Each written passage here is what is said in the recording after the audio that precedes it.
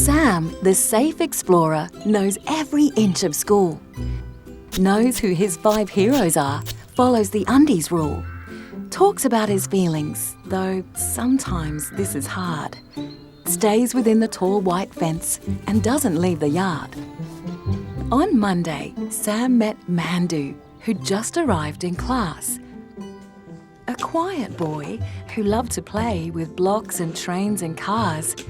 Mandu barely said a word. Fiona said, "He's shy." Andy tried to make him laugh. Eve waved her hand, said, "Hi." On Tuesday in the morning, Miss Trent said, "Draw a picture of your 5 heroes, everyone. I'll give you all a sticker." Sam took out his pencil and quickly drew his crew, his mum and auntie and Miss Trent, his dad and Uncle Stu.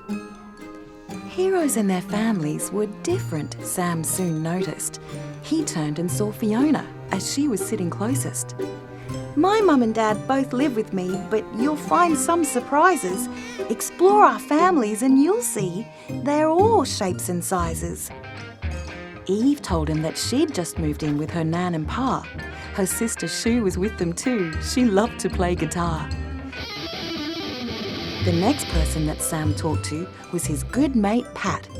"I'm adopted," Pat told Sam, and then he drew his cat.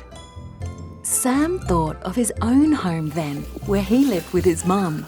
On weekends, he would see his dad, and they'd have heaps of fun. And his cousin Steve had 2 mums in his house. They also had a lorikeet and Squeak, a small white mouse.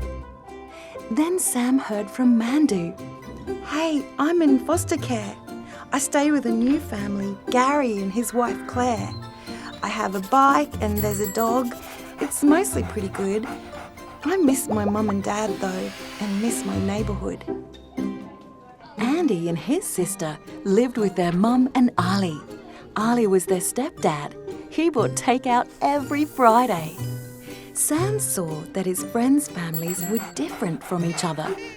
It didn't really matter though. None was better than another. Sam, the safe explorer, thought about it more. While most kids had 5 heroes, some had 3 and some had 4. Their heroes were the adults who they liked and were respected. If they were kind and listened well, why then they'd be selected. Sam went back to Mandu. He'd brought a little toy.